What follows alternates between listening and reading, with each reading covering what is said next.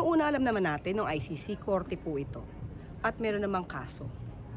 Kaso na kapwa nating Pilipino ang nagsampa laban sa mga di umanong pang-aabuso patungkol sa EJK.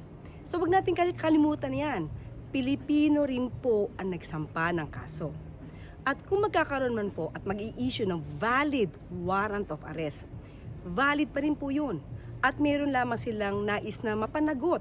So bakit ba lagi nating sinisisi ang korte?